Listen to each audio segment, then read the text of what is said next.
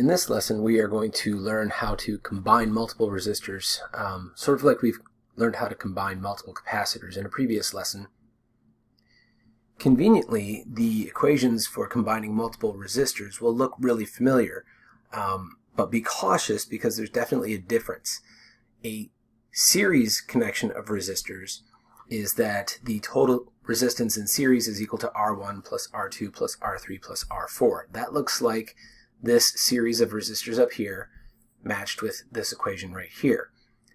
And then a parallel connection of resistors where the current comes in and has multiple paths that it could go down, and it won't go down more than one of them. So these multiple parallel paths, that equation is that the total resistance in parallel of this array is equal to 1 over R1 plus 1 over R2 plus 1 over R3, etc. These are the same structure as the capacitor equations, but a series of resistors adds together the way a parallel array of capacitors added up. And a parallel array of resistors adds together the way a series of capacitors added up. So the equations are very similar, but not the exact same. And anytime you're in doubt, you should definitely refer to the equation sheet. There are some important things to know about a circuit like this one.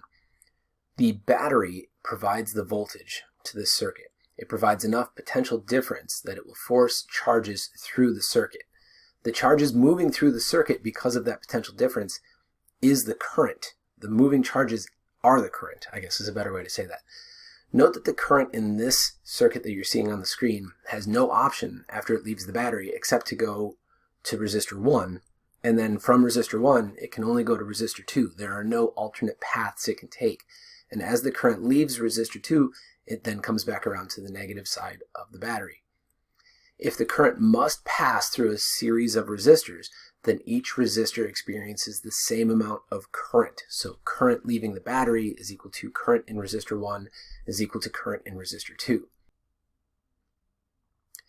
There's a term I'd like to talk about, which is that we say that the voltage drops as the current moves across a resistor.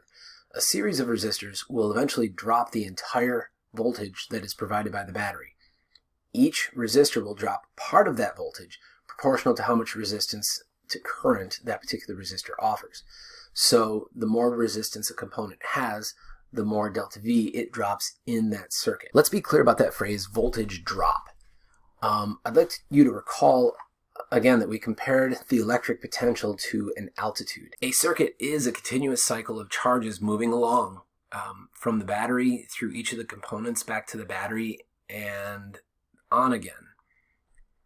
In this continuous cycle, we have at least one voltage source and at least one voltage drop. Any component that converts electrical energy to thermal energy or some other form of energy is considered to be dropping voltage for the circuit.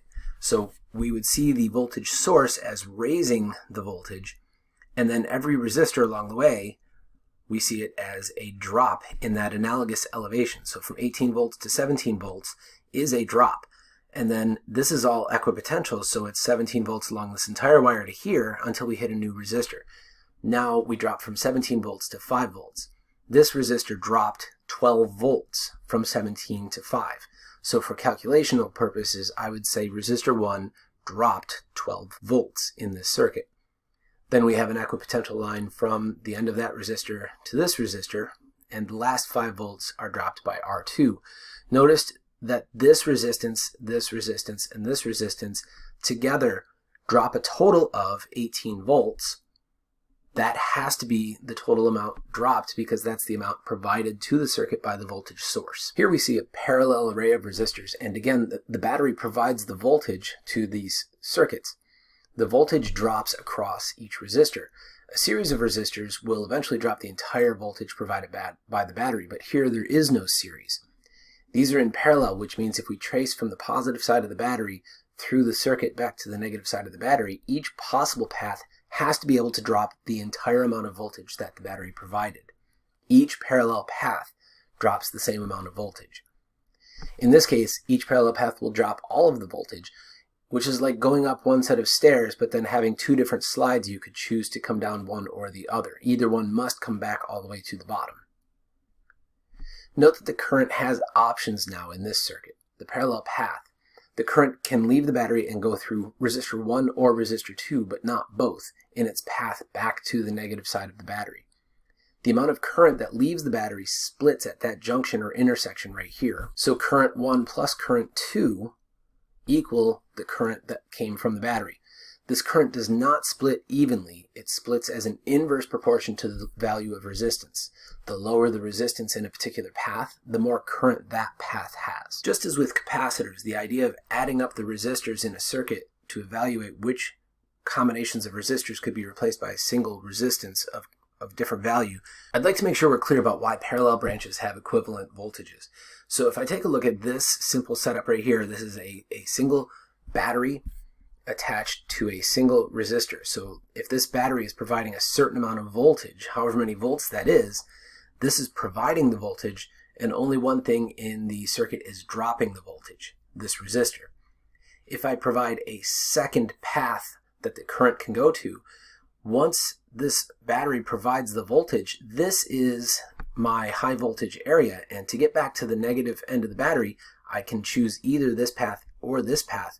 But in each path, there's only one resistor to drop all of the voltage. So this resistor and this resistor each have an exposure to the same amount, the full amount of battery voltage. They will drop the same amount of voltage as each other. The textbook has several good problem-solving strategies for series and parallel resistors, and I think it's a good idea to take a look through them. As it says here, there's also some good examples of problem-solving strategies that you could find at the PBS Crash Course video on circuit analysis, and of course we will practice them in class a bit. I want to emphasize that just like with combining multiple capacitors, the idea of adding up the resistors in a circuit is to evaluate which combinations of resistors could be replaced by a single resistor of a different value without changing the mathematics of the circuit. But we're not physically replacing actual resistors in real life. We're not taking out a bunch of little ones and replacing them with one big one. I don't, for example, want to turn the 4 burners on my electric stove into one big burner in the middle of the stove.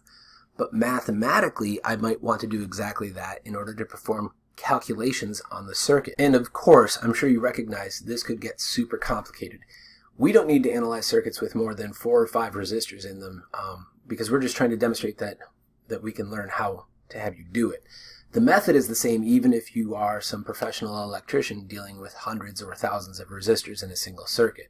So we can recognize that that exists, and then we aren't going to take it quite that deep. It's just not necessary.